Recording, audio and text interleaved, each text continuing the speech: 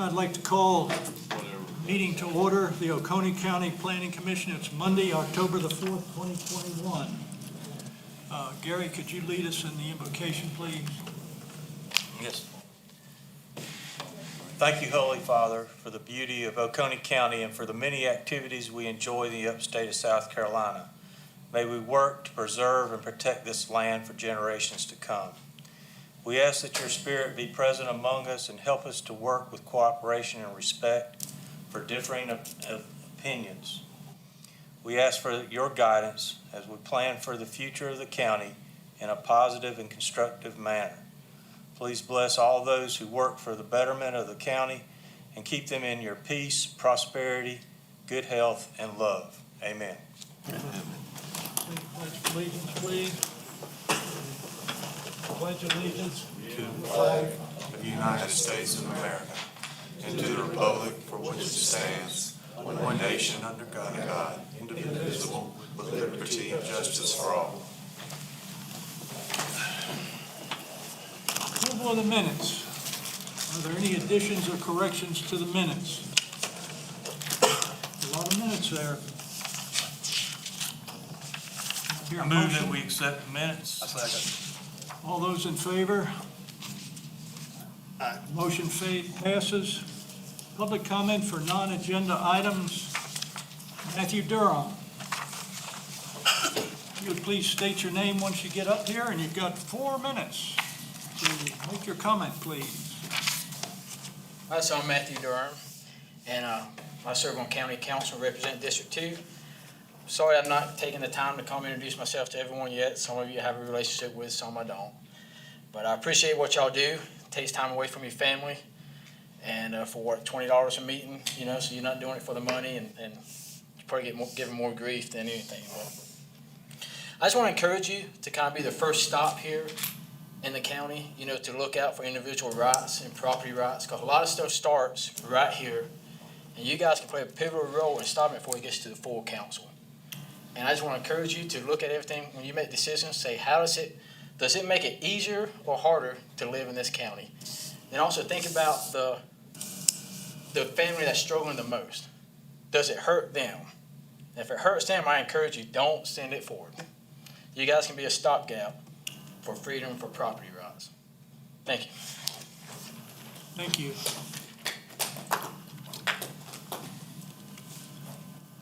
Next is Benny, and I may mispronounce your last name. Thank you. Come on up. Well, I'm going to do it since I did sign up. I wasn't going y'all, it's not on the agenda tonight, but on the RV, what I came out here to talk about the RVs, y'all come up with the 6 months. Go ahead. Is that right to do that? Absolutely. Well, I don't agree with none of it, but one particular part is the 6 months. You know, switching places don't make a bit of sense. None whatsoever. Wherever you got that rule, I don't understand that. If y'all can come up with an answer, that'd be good. But I mean, just to bring stuff out, to make it harder on everybody here. The people that's got RVs that actually, and we've got a few here in here that do RVs. It's not, most of it's not a livelihood, but it is a little bit of income. We don't put sewer on the ground. I talked to Frankie a little bit about it. We don't do anything that would, you know, discourage. What y'all try to make a plan for is these drug addicts and stuff that pulls up in somebody's yard and runs drop cords and sewer on the ground. So people actually, like us that, you know, that make a little bit of a living out of it, we want people to come back. I got a gate on mine that you punch in to come in. So, you know, it's not, y'all trying to make it hard on everybody. And I didn't really think that's what y'all was up here to do. So, you know, that's all I got. I just wanted to say that about that. Okay. Thank you. Thank you. Is there anybody else that wanted to comment about a non-agenda item that didn't get signed up? Anyone? Yes, sir. If you'll come on up and state your name, please, once you get up the podium. He's will speak on an item that is on the agenda. On the agenda, do I need to wait? If you would, if it's non-agenda, but if it's about the development standards, we're going to bring that up very shortly, and you'll be able to have comments then. I can come back then. And the best thing is they're unlimited time. For some reason or other, it was omitted for commissioner comments. David, Yeah, can you help us out with You that? just need to someone needs to make a motion to amend the agenda to add our commissioner member comments. I make a motion to add commissioner comments to the agenda. I'll second that. Is there any discussion? All those in favor, just raise a hand. Does anybody have any comments to make? I'd like to comment on the RVs. I mean, even though it's already been sent back to the Economic Development Committee. This RV ordinance was for new parks, not for existing. Unless you expand the park, there was add 5 sites or something, or 4 or 5. If you add to the footprint of the park, then you'd have to meet these standards. Our biggest point was safety, to be able to get emergency services in here. Because we got people that's all they have to live in. And you got to be able to get an ambulance or a fire truck to save the rest of the campers. One of those things catches on fire, you're pretty much not going to save it anyway, but maybe you can save some of the rest of them. And that was the whole purpose of this ordinance. But right now, it's back with the, Planning and Economic. yeah, that one, Planning and Economic Development Committee. Then it goes from there. Either if they've got problems, they'll send it back to us, or it'll go straight on to council for their approval of what was added. The ordinance is already passed. It was just what we discussed was the 4 items that was added to it. Anybody else got anything? I just have one real quick thing. Howard came before us at the last meeting and talked about a tiny homes draft ordinance. And I'm pleased to say that it's in the final review process. It may show up shortly. And there was a lot of interesting effort and whatever. It may show up on one of our meetings very shortly. You remember Howard coming before us and talking about the tiny homes problem that he was having and whatever. But that ordinance, the draft of it, is up in the final review, and whether or not we see it very shortly or not, it's being reviewed. So curb cuts, we were talking to Greenville about curb cuts and auxiliary turn lanes. We're still gathering information in that area. Are there any other comments? Vivian, do you have any from staff? No, sir. Okay. Then it is time then for the next agenda item, which is the public hearing on an ordinance amending Chapter 32. It deals with development standards in relation to lighting, screening, buffering, and other matters related thereto. I want to give you a little bit of history about this. This particular draft ordinance has got some legs on it. Before, in October of last year, it came before the Planning Commission and was passed. It was sent to the Planning and Economic Development Committee in November of last year, and it was passed and sent to the County Council. However, it never got on the County Council agenda for some reason or other. In the middle of this year, it was brought back to our agenda just for information only, since it had already been passed once. And then it went to the Planning and Economic Development meeting, and it was passed and sent to County Council. For whatever reason, it was returned to us for a public hearing. Nothing has changed in this ordinance. No words have been changed or replaced, or no revisions have been made since it was passed in October of last year. Now, I need to read a brief statement before we get started in this. We don't use the Robert's Rules of Order. We use the Model Rules of Parliamentary Procedure for South Carolina counties. Public hearings are the method required by the Home Rule Act for the county to gain input from the public at large. Planning Commission members should refrain from making comments during the public hearing and should neither enter into debate or gesture with the public nor with other members during the public hearing. There is no time limit for public comments. At the conclusion of the public comments, the chairperson will close this phase of the public hearing. A discussion by the Planning Commission members will follow. The chairperson will call for a motion, and when seconded, a formal discussion on the motion will follow. There will be a vote on the motion, which can be either a voice or hand vote, and the chairperson will announce the vote results.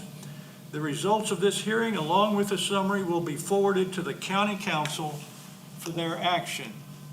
So we will go ahead and open this up to the public comment phase. The first person we have listed is Tony Adams. So Tony, you have unlimited time. I won't take much of your time. That's all right.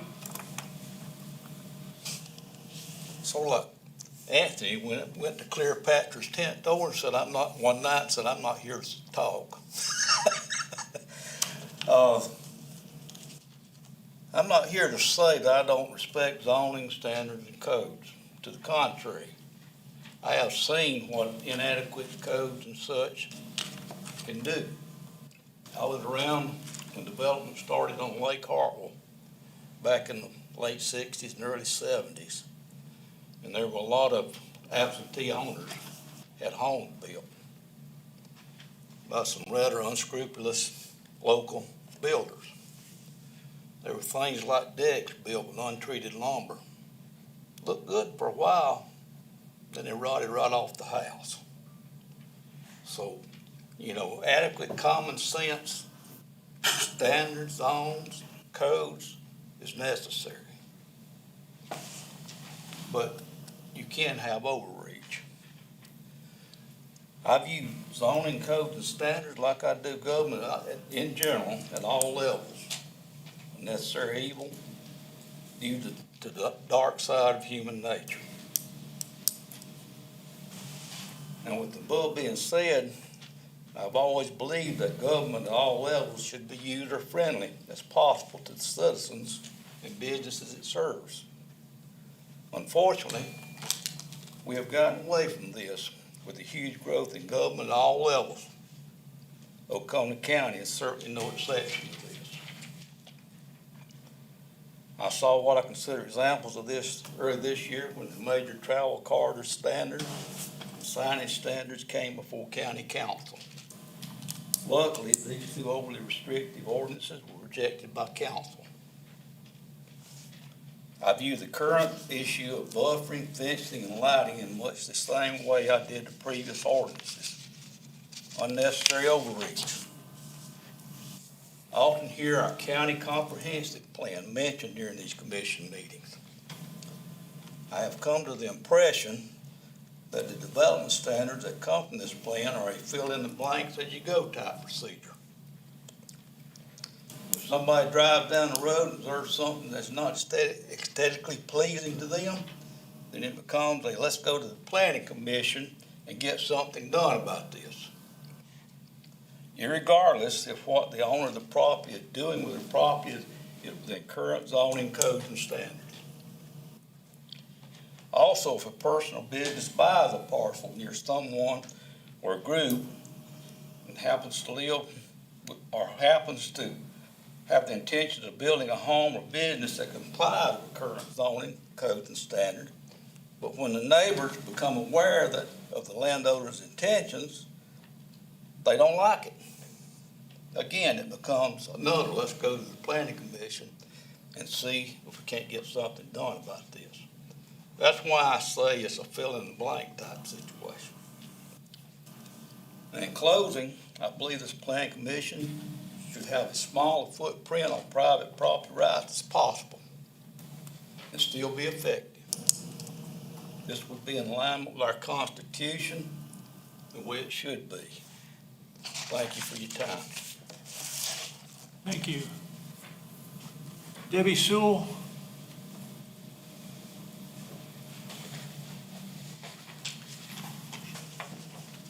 Hello, I'm Debbie Sewell. I'm representing the Agriculture Advisory Board. Just want to say I appreciate everything you do on the Planning Commission. And I really think this is where the magic happens. So you have to be careful. But with that said, and we also appreciate everything we talked with before this came up, the development standards came up before. The Ag Commission also talked about buffering around agriculture and forestry areas. So we're really happy to see this including as part of these standards. I'm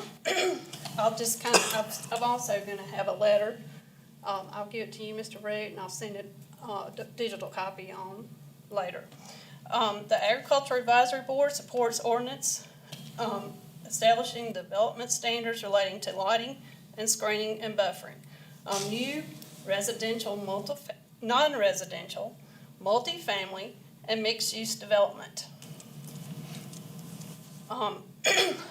Light standards in this ordinance address artificial light resulting in light pollution. When followed, these standards would lessen the negative effects of lighting on new developments on neighboring agriculture, forest, and residential properties. The effect of light pollution is particularly important in agricultural and forested areas, where the health of surrounding ecosystems are critical for sustainability of farmland and forest. Increasing evidence suggests that artificial light at night has a negative, even deadly effect on plants, insects, amphibians, birds, and mammals. Mitigating artificial light pollution by making appropriate lighting choices, shielding lights properly, and using lights only where needed improves the health of the ecosystem, protects the view of the night sky, and saves resources. Screening and buffering.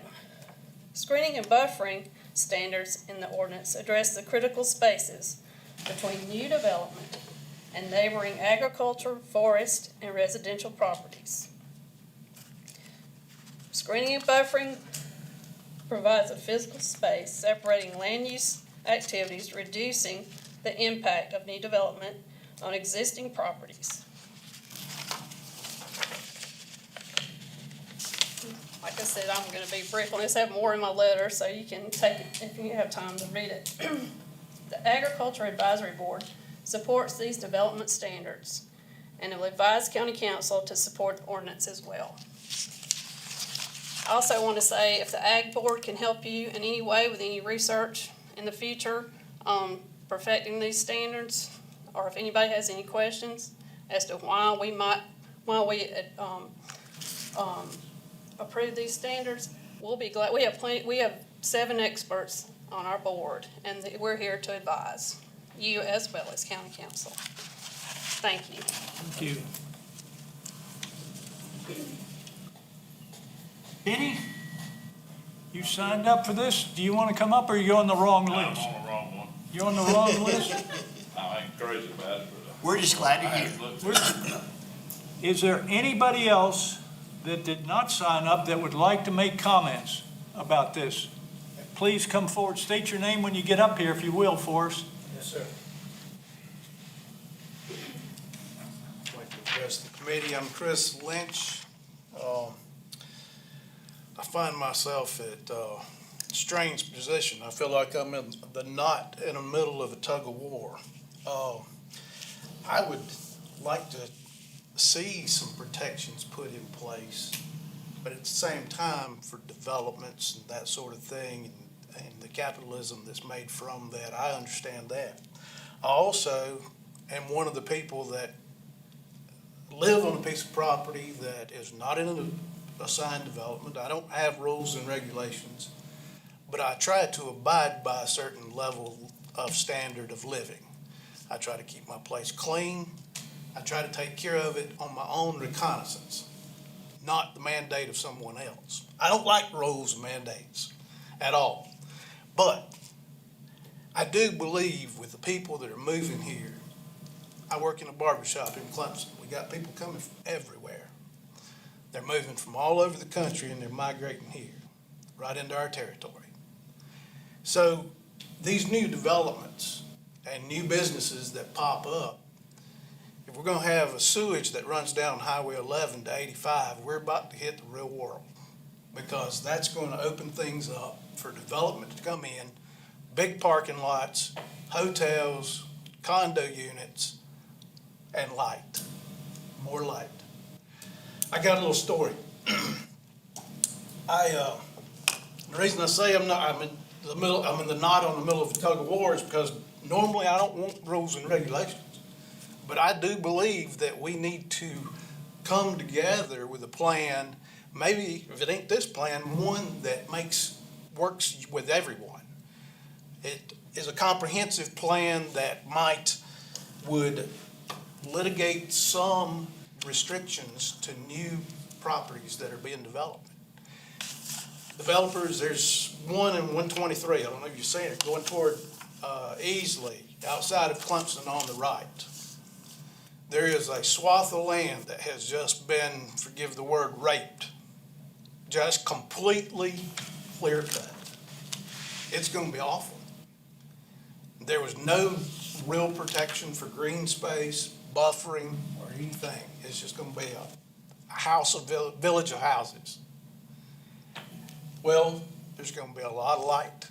Certain areas, the extra light doesn't matter. I got a neighbor that asked me one day, he was working on his property, and he says, he's from Orangeburg, he says, why is it that you can see the stars here so brightly? And I said, because you don't have tons of light pollution that's shutting it out. I said, but we keep cutting down the forest and building more houses and putting more businesses up, create more light. You won't see it no more. It'll be gone. There's certain areas that need to be protected from the light pollution. It is a real thing. My last story, and I'll close. I live just past Devil's Fork State Park. I've got twin daughters. I came home, they were coming to visit me, I guess it's been about 2 years ago. And I couldn't find them in the house. So I looked around, all the lights was out. I walked out, and one of my daughters had a little Honda SUV. Well, both of them had blankets on top of the SUV, and they were laying there on their backs looking at the stars. That sort of thing, if we don't protect it for our future, we won't have it no more.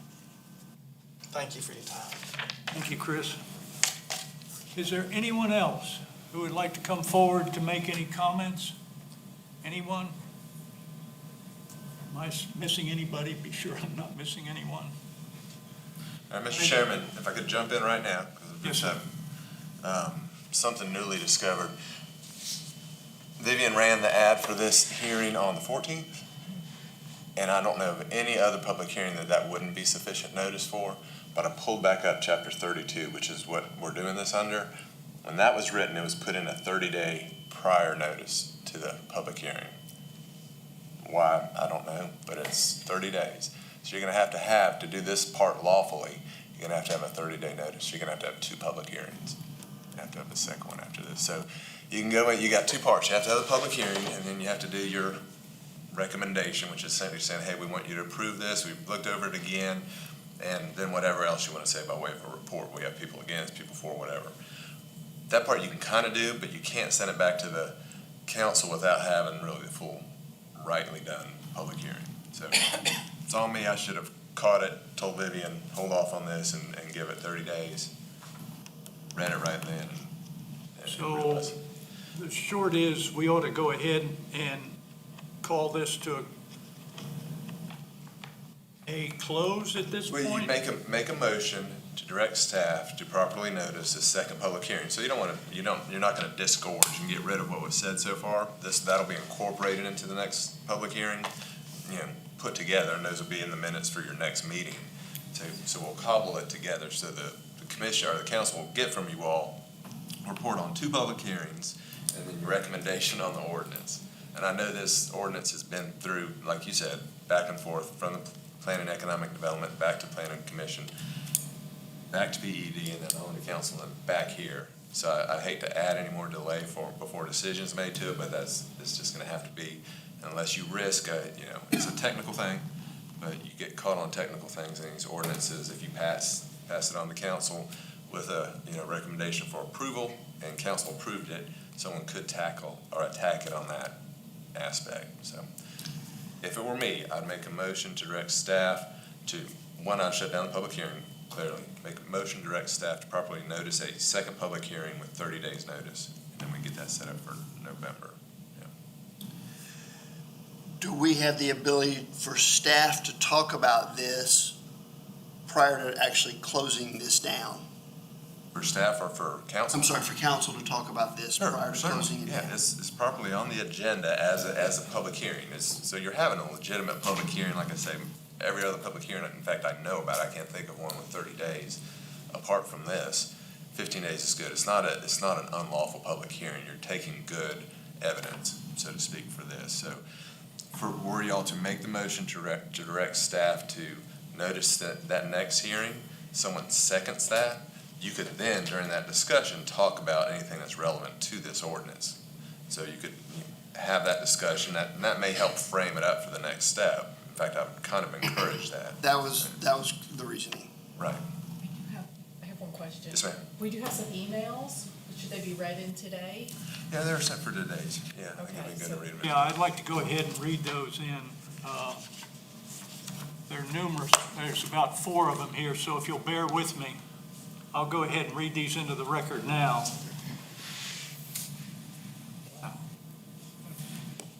Dear Planning Commission and council members, as a longtime Oconee County resident and retired architect, I want to express my enthusiastic approval for the adoption of the development standards. I have long been dismayed that the county is so far behind the curve in the adoption of reasonable standards to ensure the continued beauty, land values, and general attractiveness of the area. I think this is a great start. Please approve these modest measures. Sincerely, James King. The next one, dear Planning Commission members, I want to commend the Planning Commission for the hard work that's gone into this proposed development standards. It is balanced, thoughtful, and written to easily understand. A property owner in Oconee County since 2006, I want to express my enthusiastic support for the adoption of the enhanced development standards. I have been disappointed that the county has been so slow to keep up with the rapid development in the county and not update our standards to ensure the continued beauty, property values, and environmental protections of the area. These changes are a great start, and I ask that you lease approve these modifications, and that's the word lease. Sincerely, Robert Alabach. This one is in very large type. That's good for me. Thank you for this opportunity. I'm retired U.S. Navy, have traveled this world, and wanted to come back here because it was one of the most beautiful hanging mountain lake areas I've seen. You don't have far to go, very far, to see the destruction of some surrounding counties. And I take it very seriously because, as you know, we are one of the last best places left on this earth to see. I don't like telling anyone what to do with their land, but we have to have standards for what's left of this God-given earth. You have a rare opportunity to get this right and possibly be a blueprint for others. Council members should be here for all of our citizens, not just a select few. I'm not here to ask for anything special except for everyone to take a moment and look far into the future and realize what is at stake. I understand about tax revenue, and I know we can do more to help make life better for underserved communities. I ask you, where is the money going? Our roads are not only dangerous, but embarrassing. We have homeless children. We have vulnerable older citizens who go without food. Don't we have an obligation to help take care of them first before begging more people to move here? Conserving areas will also bring in more tax dollars. I'm also part of a group that has been testing our headwaters, and they are testing just as you see them, clean and clear. Make no mistake, what happens here will be impacting millions and millions of people, plants, and creatures downstream. We shouldn't be advertising to come see these rare and endangered species with one hand and pulling them out with the other. We should be focusing on more ways to get our current population more involved with helping one another, citizen science, trash cleanup, conservation, and preservation. And let's please take a break from destroying our farmlands. If we're just giving developers another place to destroy, how does that help anyone? Ask your children and grandchildren which they would rather be left with. Money at the expense of everything, or clean drinking water, pure mountain views, pristine trails, and opportunities for everyone to see these treasures for themselves. Because we truly are one of the best places left on this earth to see. Please, let's keep it that way. Happy trails, Sidney Phillips. I have one more here. This is from Markovich Holmes, Planning Commission members. I am not able to attend the meeting and public hearing tonight due to some out-of-town business. However, I do have comments concerning Ordinance 2021-19, and ordinance amending Oconee County Court of Ordinances, Chapter 32. First, the title of the public hearing is misleading. It appears that what was returned from the County Council to the Planning Commission is actually an amendment to the Oconee County Court of Ordinances, Chapter 38. Discussion of this matter by the Planning Commission in a public hearing is a violation of the Oconee County Court of Ordinances, Chapter 38-8.2. County Council shall conduct all required public hearings for amendments and rezoning. The Planning Commission can and should discuss zoning matters as a regular agenda item, but no such item is on the regular agenda. Second, this proposed amendment will be in conflict with zoning regulations already in the code and doesn't amend those other regulations. Sincerely, Tom Markovich. Is there anything else I should read in that you know of? Okay, so I hope my memory serves me correctly here. We want to come up with a motion. The base motion, and you can go from that, would be a motion to direct staff, your liaison, Vivian, to properly notice a public hearing consistent with Chapter 32, Section 226 of the Oconee County Code of Ordinances. If you have that motion, you can just say as stated by me, someone can make that motion in a second, and then you can open it up and talk about the ordinance. I move with that motion that you said. Is there a second to that motion? Second. All right, let's open this up to discussion, just a general discussion here now. It appears, Could we possibly review a little bit more? My understanding from what you said about the history of this is that it's already gone through public hearing, and it was at the county council, and that they directed it back to us. Is that correct? it went from us to the Planning and Economic Development Committee. They approved it to pass it to the county council. It never got there.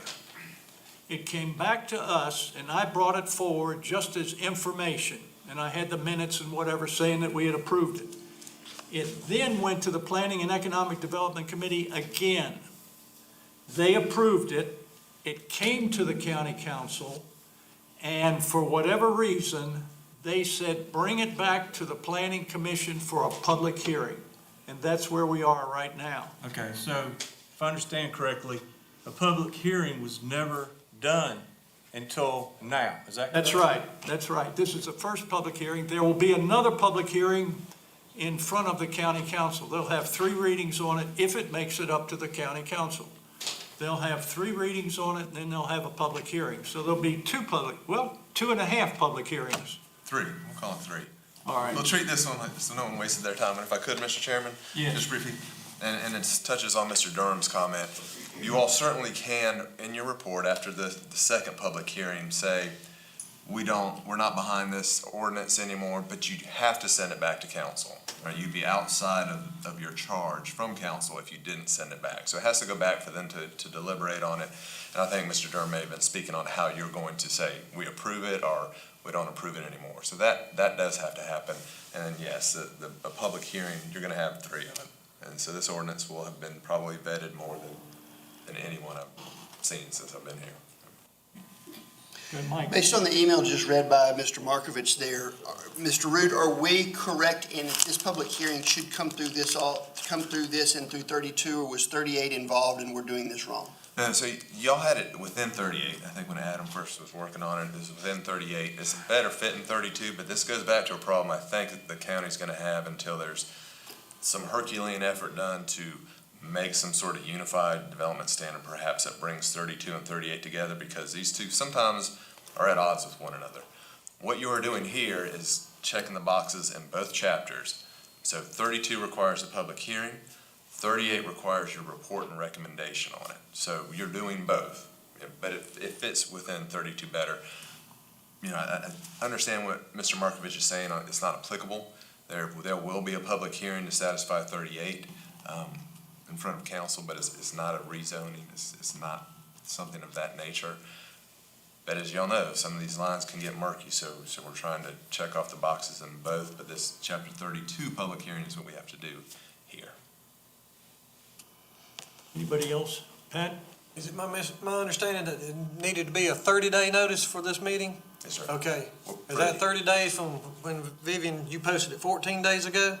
Is that correct? It was September 14th. Okay, so does it start to that point till the next, or do we gotta start new today? And have to start new when she gets it in the paper, so it won't be today. So it'll be when she can, I would say, probably if she were able to get it out tomorrow, it's gonna be Friday. Usually they have a 3-day lag. Yeah, something like that. So this is not 14 more days, there's 30 days from the new ad. No, it's- right, yeah. Can't Anybody call else it got anything? From the right? From the left? All those in favor of this motion, just raise a hand, please. Motion has passed and the vote is 7-0. We are at the point of adjourning, I believe. No, not. We were at the point of approving staff to go 30 more days, but we still have the opportunity to discuss this issue because there's a lot of people that are sitting here asking for, Okay. that spend time coming out here. You'll need to make a motion to do that, because you should have talked while we were in the discussion. That was phase. not what was instructed by our council. That was opening it back up to the floor, but because the item is on the agenda, the full ordinance caption is on there, you don't need to amend it. You can make a motion, you're not gonna take any action on it, but to get discussion, to maybe refine your thoughts on it, you can make a motion to bring it to the floor. So there's not gonna be any action, it's just gonna be discussion, but that motion can be made. So bring it to the floor for discussion. I'd like to bring this back to the floor for discussion purposes. I'll second the motion. Discussion would be is I think that the folks that are here have a right to, that if there are any thoughts by the planning commission about this issue, that we say, hey, here's kind of where we're looking at moving forward with this thing, so that the citizens of the community can be prepared for what those thoughts are. No, you're right. Okay, well, let's open it up then just for discussion at this point. We need to pass that motion then, and all those in favor of the motion? discussing, are we not? But that was just to get the motion on the floor. So you can just bring it to the floor, pass it, and then you can talk. We're still in the discussion phase right now. We're still in the discussion phase. About whether we're going to talk about this or not. That's right. Yep. So all those in favor? All those in favor, let's raise a hand. All right. Thank All you. right, it passes 7-0. So now we're going to talk about it.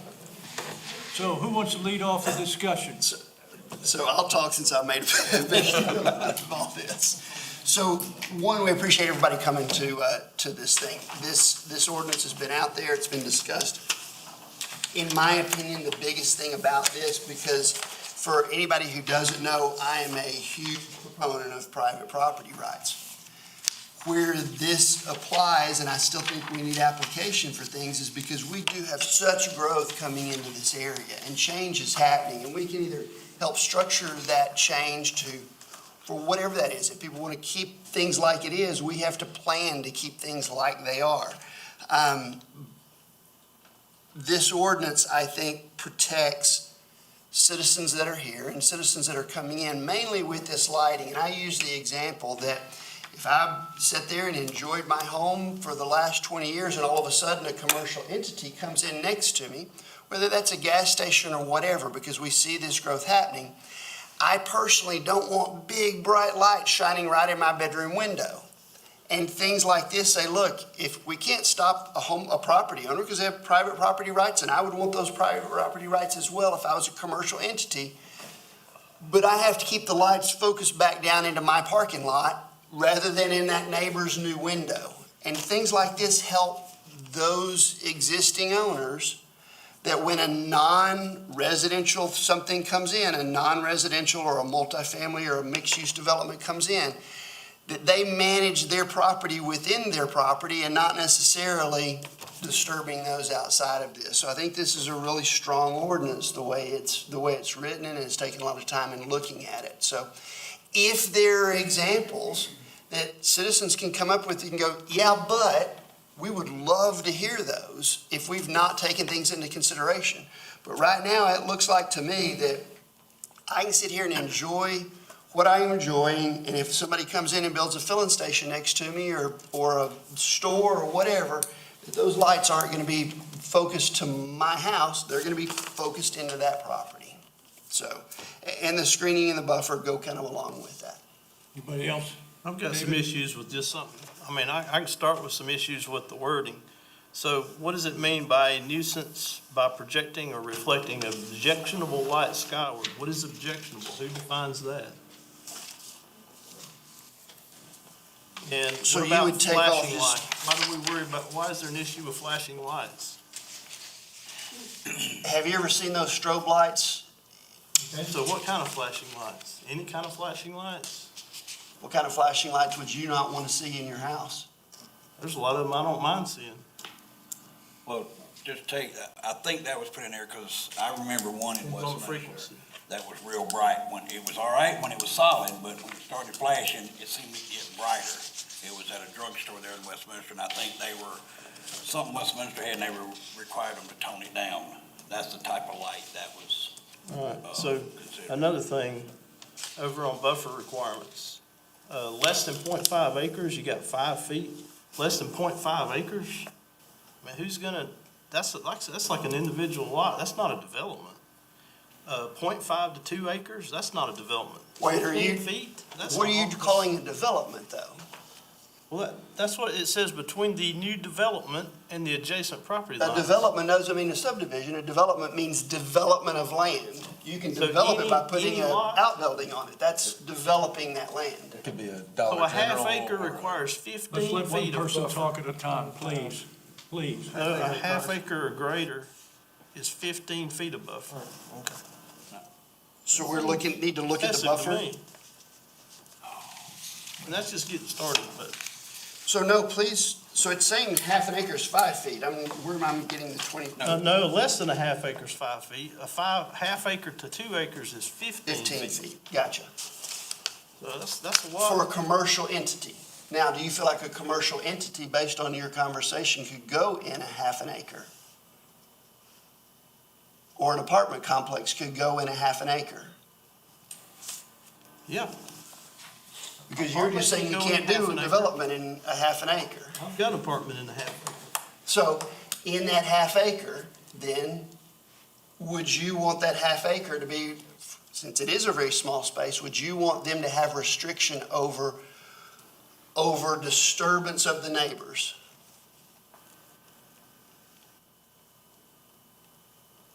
I'm not sure I understand your question. If somebody is going to build on a very small postage footprint, do you want them to have restriction as to how they're going to affect their neighbor? Depends. Depends on how much buffer it is. I mean, I just think 15 feet's excessive for that small acreage. I mean, knowing I have lots that are 0.7 acres, 0.4 acres with apartments and other items on them, I think 15 feet's excessive. I think it makes it difficult for many in the county to go develop stuff on a small scale basis. That's just my opinion, Do we not, based on my experience. do we not have some kind of a sliding scale for others that are similar to this? We do. Can you help us out with that? Normally, like if you want to put up a residence and it's a smaller lot, the setbacks are smaller. So that if you have less than a quarter of an acre, your front setback is going to be 10 feet, I think it is, instead of the 25. So, I mean, it's a sliding scale, so I believe that's what Adam was trying to go with on here, is just keep it unified, sliding scale type of thing. Let me also mention, if you go back to the first page, look at number 1 and look at the second paragraph. The buffer and screening requirements can be waived or modified if the adjacent property owners agree. They can go to the BZA and get a waiver from this. So this is not being forced. There is an escape clause that if the two owners can agree, they can go to the BZA and get relief from it. But the zoning appeals board can't, my understanding of the zoning appeals board is they can only interpret the rules as written. They can't relieve people from the requirements of the rules. Well, If the rules say X, they interpret it as X, and that's all they can do. it just says that they can be waived or modified if the adjacent owners agree that that they can. But that's outside the, in my opinion, that's outside the jurisdiction of the zoning appeals board. Their role is a quasi judicial role, which is just to interpret the rules, not to Make them. Well, the make rule- them. I don't know if this helps, David, but the rule becomes that they are given the power to make that decision based on if this becomes an ordinance. See what I'm saying? In other words, the rule is I think that's, the BZA can I decide, think that's consistent with, as long as two property owners are. that's not consistent with how our system is set up, though, for us to start saying any rule can be interpreted by the zoning appeals board. David, Chairman, can if I you could. weigh in? I'm not sure where the interpretation is, Mr. Nix, but, to Mr. Gallen's point, it is, this establishes a rule that allows a new pathway for a special exception to be considered. So generally, the Board of Zoning Appeals has jurisdiction, quasi-judicial jurisdiction. There are 3 types of hearings. One would be an appeal from a planning official's decision. One would be a special exception, like we're talking about here.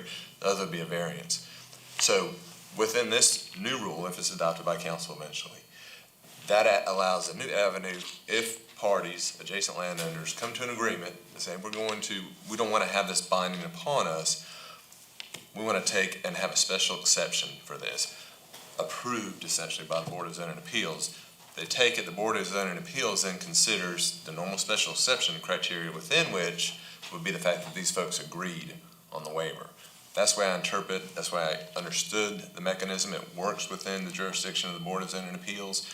Is it perfect and ironclad for future landowners and changes in use? And it can be difficult, but that then again goes back to how the private property owners are going to, once they've had this agreement, a special exception's been put in place, how they're going to manage it if there's some change down the road. But it is a way, and I get it, it could work, a way for folks to come to an agreement who are of the same mind that, hey, we don't want this, we don't need this buffer in between us, or these like it. Anybody else? So following up with what David was saying, so this is an issue, so it sounds like buffering is an issue. This is where in those public hearings, people need to come and say, this item is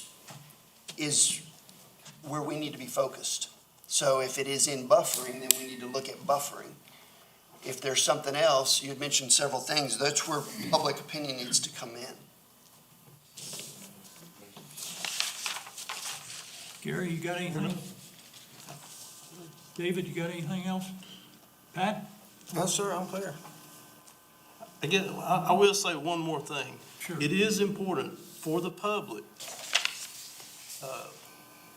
to look at these proposed rulemaking items and specifically delineate what their issues are with it. Give specific examples. We don't see that enough. Right. I've got some because I have property that I would be concerned were I developing it according to this. And it does create hardships for people developing. I mean, The biggest thing is. anytime you put a rule in, it's gonna create some kind of hardship for somebody. The biggest thing is, and I'm one of the developers on the committee here, the big thing is to make sure you're sitting in the seat of both properties. Okay, as my property and I'm developing it, I want to do these things. At the same time, I know I really don't want to disturb my neighbor, but we need to have something because not everybody thinks that way. Could care less about what the neighbor's rights are. So you need to make sure that we're sitting in both seats and going, okay, now my rights on this property are what? And has my neighbor now violated my rights? And that's where we've got to create that document. It's all fine and good for me to do my things that I want to do, but now how have I affected my neighbor's rights? Right, but I see, like I said, I don't disagree with what you're saying, but I do see a lot of examples, like I say, in this ordinance that are vague, nebulous, And that's where we create a lot definitely of need to room have for them interpretation, and public comment. we need public comment on those items. Mr. Chair, I would like to comment about something David just reminded me about. When he said objectionable light, I wish that we could get some kind of measurement or some way of describing that better, because any light could be considered objectionable by the person who's objecting. So I think that could be something that needs to be cleaned up some. I don't know how we might do it. I don't know what resources we might, maybe Vivian knows of some resources where, we can use some type of measurement in order to establish what the standard is. Anybody else, Alex? So I think we probably need to go back and look at some of the dates where we spoke about this before, because I do remember Adam, he had pretty, detailed descriptions of the lighting. And I think part of that too with the flashing lights. I remember a discussion about Christmas lights. Well, I think that's where the permanent lighting came in and things like that. So we probably do need to kind of refresh it and make sure that is clear now that we're reading this again, however many months down the road, or it may have been longer than that. But overall, I think this is an important ordinance because it does protect property rights. Most of the protections fall on those people that already own property, have their house set up, and then somebody's moving in next door to do something, not necessarily compatible. So I think it's important, and I think there probably is some details we can kind of work back through and clean up to make it clearer. Anybody else? Mr. Chairman, if I may, I just taking notes, so for the next go-around, you'll have something that you can incorporate into the recommendation of council. Were you wanting more detailed minutes from the prior meetings? If we could find the dates, because I remember there was a lot of discussion about the lighting, and it would probably help, just so we could go back and either read through the minutes or watch the meeting themselves, because I seem to remember he had quite a bit of detail on the different types of lighting. Maybe we'll talk about that after. We talked about strobe lights, and we talked about Christmas lights. It was a and we talked lot. about It seemed like there was 2 meetings on lighting. There was. Mr. Chairman, what I'm trying to do is just to, within the package essentially that you're gonna send back to council, you're not gonna modify the ordinance, because the ordinance with council is just referred to commission for this activity. When you send the report back, you can note the things that Mr. Nix noted within that report about the nature of the special exception hearing and the agreement, about any kind of public comment, additional public comments he's elicited, that could be included in there. And certainly these items and things that are, objectionable as to lighting, how to define that better. So you can include in their recommendations to refine the ordinance and make it better, certainly. Vivian, do you recall anything that's buried down in one of these ordinances about lighting? I do recall, lighting in the sign ordinance. Okay, That's what I'm saying, flashing lights are prohibited, I believe comes out of the sign ordinance. okay. So there's, But is there something about illumination or the, yes, in the Okay. sign ordinance, yes. okay, maybe that's where Adam was bringing that from. Go ahead. Wait a minute. Whenever the chairman's done. Yeah, go ahead, Dave. Here's another example. Screening requirements. It says, purpose of screening is to provide a visual screen between dissimilar uses. But yet nowhere do we define what dissimilar uses is. What are we talking about there? I think that's between the two. For example, if it's a residence and a multifamily, the two uses are not the same. They're not. So I think potentially you could have, multifamily housing, there's similar uses, so they may not require that buffering. We actually did talk about that extensively, that if you're taking you've got residential homes and then you put a commercial use, that would be dissimilar uses. But if you had an apartment complex that part of the benefit of that apartment complex was having a daycare, for example, then that would not necessarily be dissimilar because that would be a developer choosing to. So a duplex beside a regular house would not be dissimilar? Would not necessarily be dissimilar. So But a gas station or a Walmart next to a residential house would be a dissimilar use. Right. But we don't define that in here. We talked about non-residential multifamily or mixed use, so maybe there needs to be additional additional definition or defining of it.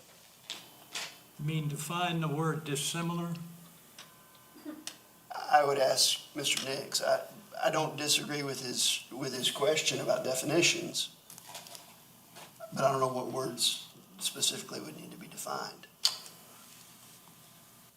Did you find anything, Vivian? You were flashing. There's illumination in the sign ordinance, and I'll Okay. just, Well, we'll look at that. We'll look at it and see Yeah. what we can find later on. Anybody else got any comments? One real quick, just an example, and see how y'all guys will react to this. Blue Ridge came through 4, 5, 6 months ago, put me a new light in. Some kind of high power uses 20% less power, super bright. I love it. But my beloved neighbor who's been there 40 years, I love him, wouldn't take $1 million for him. Has mentioned several times, Pat, that light's a little bright. Was this the one across Highway 11? No, King no, Creek? but, how would this affect me? I mean, I didn't have anything to do with the lights, been there 40 years. This would definitely affect you. So how would that interpretation affect my yard light that I loved it, and my neighbors loved it until It was brighter. they changed it to environmentally friendly, everything, we want to do, but now it's 10 times brighter. And I don't know that we covered that in those past conversations. I know we talked about uplighting, that we talked about directional lighting, that you couldn't focus a light in a different direction, or we didn't need light that went up. I mean, most lights now have a cover over the top, so it's directing the light downward as opposed to just out into space. We talked about directional lighting, but I don't know that we talked about brightness in those meetings. Do you remember? The more we talk about it, the vaguer it gets. Yeah. And I would think at that point, it comes back, it's not technically your light. So I would think there was probably, it's Blue Ridge's responsibility, I but. hope it's my light, I'm paying for it every month, and I love it. You're just borrowing it from them Yeah. for exchange. I remember, I'd have to go back and look at those meetings. I seem to remember a visual of, we went through the different strengths of lighting and how they lit things up. Because if we're not very careful here, we'll put just an unbearable burden on Duke or Blue Ridge. If we say something, well, they gotta put a shield on it, so all the light only goes on my property. I mean, just imagine the cost for them and the time and, if it's not kind of cleared a little bit or cleaned up. That makes sense? I mean, Yeah, and it just seems like to me with Yes, vague Gary. rules that can clog up, Just an this would clog observation. up the legal It system. seems that, when y'all went through all that with Adam and everything, that y'all got a lot of good information as to what he meant and examples and stuff, but like David, I'm a little concerned that it's not in here. It's not apparent as to what's gonna what the regulation is actually calling for, and when you're out of bounds. Well, you know what I mean by out of bounds? Oh, absolutely. Again, I would say it's worthwhile if we can find those dates to go back and look through some of that stuff. Because it has been a while since we've seen this. And, anytime you look at something a year later Well, but if you go, differently. if you don't mind, if you go back and look at it and you go, oh yeah, I see, I remember what we talked about, but it's still not in here to let other people know what that standard is calling for. In other words, it doesn't have any measurements. Yeah. Like this doesn't have a lot of measurements in it. It's just got words that can be interpreted different ways by different people. So, I mean, certainly if we can get some measurements as to what we're requiring. Yeah, I don't And disagree with the you. other, I mean, the other thing, like David was talking about, with the screens, it doesn't say exactly if it's exactly on the border or if it's 10 feet off the boundary. Yeah, I mean, like, where the property ends. Say, for example, you've got 150 feet and somebody puts up a berm or something and they think, oh, this is hiding everything that person over there doesn't want to see. But it's not doing what they expect. But there's not anything in the ordinance that says how close it needs to be, or, those kind of things. That's just another example of, I'm kind of, saying some of the same thing that David's is saying. Well, There's a lot to be desired as far as improving this. A lot of it was left to staff to on the fly, as it sounds like in here. Anybody else got anything? Frankie? Mr. Root, is there a way that we can actually get this back and make the changes that we are talking about now, either before we send it to council or maybe ask council to give it back to us for changes? I'm not sure how. There'd be a couple different ways to do it. Probably the easiest way to keep things flowing would be you're gonna have at least one meeting before you can have the second public hearing. You're gonna have at least one intervening meeting. You could put this back on the agenda for your discussion and to develop a proposed revision, if you're gonna do this. So, in that meeting, intervening meeting, you essentially, if you decide to do it, you develop a version B, so to speak. So it's more of a, whatever changes are made to elaborate, to make the definitions more succinct, more direct, whatever, so there's no guesswork involved. You can do that kind of B version of it in this intervening meeting. You have the public hearing. It's still gonna be on what you have in front of you, but the public could also see what you all are considering from that intervening meeting. You have the public hearing, and then you send that, hey, this is, as part of your recommendation, this version B is what we really like now. Then council can adopt those amendments. It's gonna add a few more steps if you did it any other way. I think this is a way to just keep it linear. So it opens it up for you all to do a new version, and if you like it, especially after you have the second public comment hearing, then you can send that along and say, hey, we recommend you pass it, but what you sent back to us is not what we recommend. This version as a group is what we like. Does that make sense? Yeah. Version B. Yes, Gary. Mr. Root, Yes, sir. okay, let's say we don't do that. Let's say we just say, okay, this is what we're gonna pass, we're gonna send it back, we've had our public hearing, but guess what? We don't think it's that good.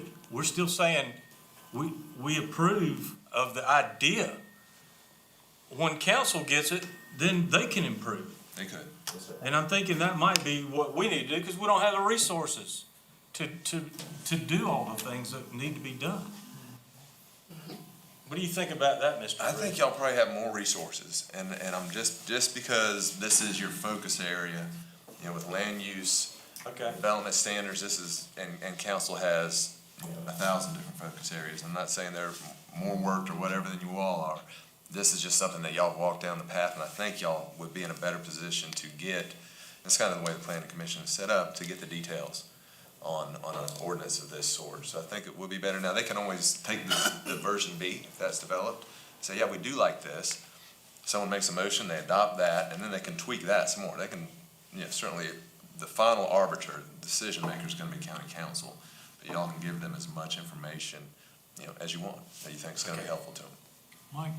This is our wheelhouse, and I think that we need to be dealing with it. At the same time, the reason I spoke up initially was to say, public needs to think about these aspects of it, because this is where we're going.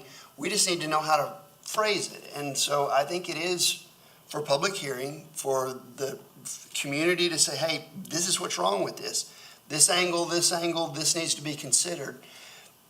This as an idea and a concept is a strong idea and a concept. We just need to refine it down based on some of the things that Mr. Nix is talking about, or the public is talking about. Because this document itself says that each neighbor has rights, and how do we balance those? Anybody else? Anybody from the right, from the left, in the center? I think we've been kind of given an opportunity to take another look at this, so I think it works well for us. Okay, all right.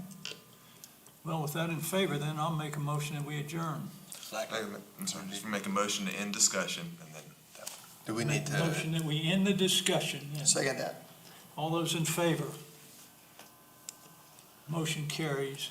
Before you go there, I think Mr. Bassey is going to ask if you need to make a motion to get it on the next Right. agenda. You can do that, or Mr. Chairman can say, I'll have it on there, either one. Okay. Well, I'm not sure we're gonna have 30 days for the next meeting. Well, this is for just us to discuss it, not Just to the discuss the ordinance, not. Okay, well, you just wanna discuss it and try to refine it? Right. Okay, all right. You've made a motion to do that. I will now. I will make a motion to second. All right, So discussion on that, I don't think we should do that. I think we should listen to the public before we come up and try to revise something that we may find additional objections to later. I think we need to hear the public's comment first and then come up with the appropriate document. I think we ought to, we've got some areas that we maybe need to start working on, and I don't see any reason why we can't come up with just a few adjustments, and then we can run it by the public again. And adjust again. I agree. I mean, we can go ahead and do our discussion and what we would like. We're gonna have the public hearing, then the public can tell us if there's anything they want changed or whatever it happens to be. We can do that prior to sending it on to council. Mr. Root, am I wrong in that both ordinances would have to go back to council, though? A B version and this version, because this version is what came to us? Yeah, this version is really the only, I'll call it an operative version. This is the one the council has to consider. But the part of this process is that they're getting a report and recommendation from you all. So I'm saying as part of that report and recommendation Is B. would be Exhibit B. That's what's Or important. Ordinance B. That So- summary that goes forward to them will have these recommendations in it. This original ordinance will have to go back to them, but the summary that goes to them will have these changes Changes to if it. we Okay. can come up with the changes or the revisions. So you've got version A, which is the original, and then version B, which will have the changes or revisions. That'll all go up at the same time. So that's why I'm saying at the next meeting that we need to start fleshing this out and start gathering it and kind of bringing it together. And then after public hearing, you could certainly still do what you're talking about. You'll have more, perhaps, of a fine-tuned We'll instrument. have C at that point. Right. We don't have to send it, I mean, right after the public hearing, it don't have to directly go right after that. We can wait a week or whatever You could, that we yes, sir. need to, You could. or the 2 weeks that we need You could. to do our revisions. You could. My recommendation would be after you have this public hearing, the next go-around is to make every effort you could after the public hearing to have your version B as it may be tweaked from the public hearing and then finish that report then. If you cannot do it, then the subsequent meeting, you finalize your report and send it. It should be pretty quick after that other hearing. Right. If you got everything together. And I think by having the intervening meeting where you're getting some more, just dialing it in some more, that'll help. So then after the public hearing, you don't have perhaps as much to do. I mean, obviously, the public can bring up some really good points, and you would. In that case, you might want to punt for another meeting. Any other motions that are gonna be made now? Anything else? We gotta vote on this one. Just a point for clarity, it looks like that we're not gonna be able to have a public hearing at a regular meeting that we would have until 11/15/21. It depends on her getting the 30-day notice out. It takes a while to get it to the newspaper, et cetera, et cetera. That would sound right. I would say November 15th, if that's the second meeting in November, correct? Yeah. Yeah, I just wanted to put that out there so that people kind of get it in their minds. Which means we would have 2 meetings before then. To try to flesh this out. We'd have one on 10/18, we'd have one on 11/1, and then we'd have the public hearing on 11/15. And that's if it gets out to the paper soon. It should be this week. Anybody else? Now, where are we with all these motions? Is there a second? It was just one that's on the floor now, is Mr. Vassi's motion. I don't recall if there was a second to it. I think there was. All right. So it's just for staff to get it noticed of and get the backup material for your intervening. All right. Any other comments? All those in favor, raise a hand. It passes 7-0. Is there anything else? I'd like to make a motion to adjourn. Now, that's going to carry. Second.